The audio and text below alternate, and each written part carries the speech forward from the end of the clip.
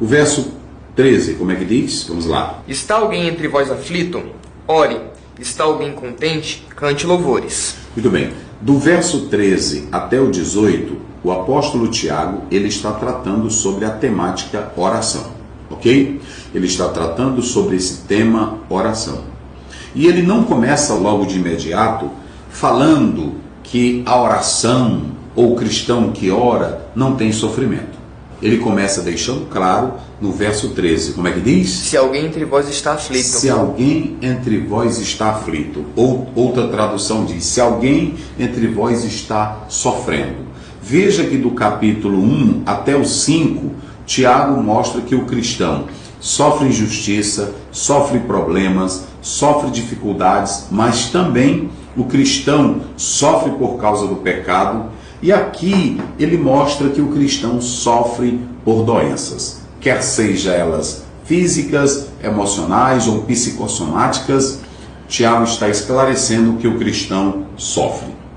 E quando nós falamos desse sofrimento, nós estamos pontuando, nós estamos destacando que o homem de Deus, que a mulher de Deus, que o servo de Deus há de passar por diversas aflições, por diversas calamidades, sofrimento.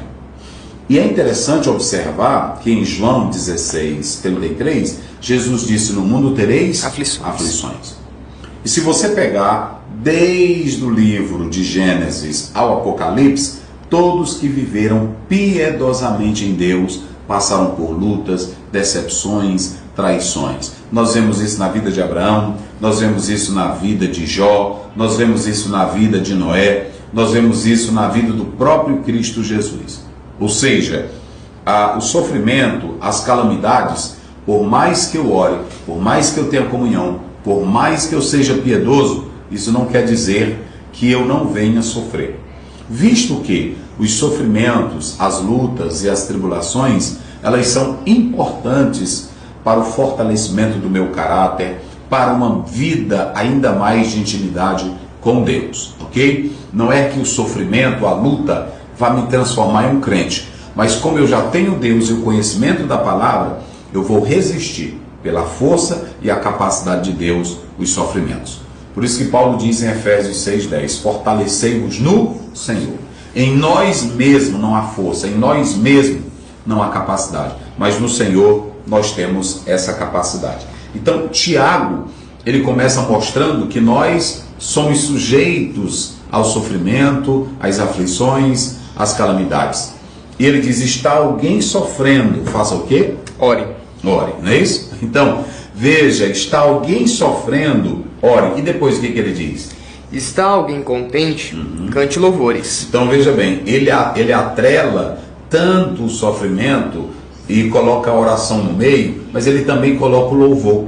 Está alguém contente, ou seja, o sofrimento, as lutas, as adversidades, as calamidades, elas não suplantaram a alegria do salvo. Aí ele diz, está alguém contente, cante louvores, ou está alguém alegre. Esse cantar louvores aí, a ideia é de salmos, então cante salmos. Olhe para aqueles salmos que os homens de Deus escreveram durante também período de aflições que eles passaram, que eles enfrentaram. Então a primeira coisa que está aparecendo aí na tela, todo crente é sujeito à calamidade, ou seja, todos nós somos sujeitos às lutas, às aflições, às batalhas. Porém, o cristão tem um remédio, o cristão tem uma solução, o cristão tem um recurso para vencer lutas, batalhas, aflições, a oração. Está alguém sofrendo, como é que diz aí? Ore. Então, está alguém aflito. Está alguém sofrendo, está alguém aflito, está alguém passando por provas? Ore. O cristão tem um recurso. Assim como um advogado, ele tem os códigos do direito positivo para recorrer, para fazer a sua solicitação ao juiz, o cristão tem a oração. A oração aqui, ela é o meio que nos comunica com Deus. Veja que quando você atenta para essa expressão, está aí na tela para vocês, no grego, proselche. Proselche, alguns falam proselche, outros falam proselche, mas vocês podem observar que é proselche. Proselche aqui do original está falando, na verdade, da oração. E essa oração aqui, quando você atenta para pros, ir em direção, indica direção, aproximação.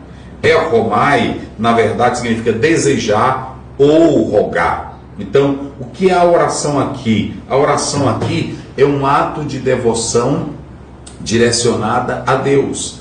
Quando eu estou me dedicando à oração, ou quando eu recorro à oração, eu estou de modo devoto, piedoso, temeroso, me voltando para Deus. Essa palavra aqui, ela está falando de um diálogo, de um colóquio, de uma conversa com o próprio Deus. Ou seja, quando se fala de oração, leia de novo o verso, está alguém? Está alguém entre vós aflito? Ore. Então, quando ele diz, está alguém entre vós aflito, ore, na verdade, Tiago está falando que esse cristão acredita na intervenção divina. Orar, olha, querido irmão, bota para cá, Daniel.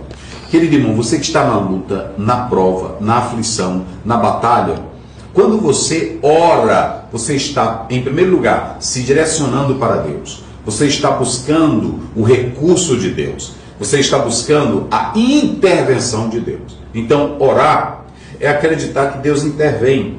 Orar é se direcionar para Deus. É buscar a direção dEle. É buscar a glória dEle. Orar é se aproximar de Deus. Esse é o sentido de oração. Então, Tiago, ele está mostrando aqui a importância dessa oração. E nesse versículo 13, olha aí como é que diz o verso 13. Está alguém entre vós aflito? Ore.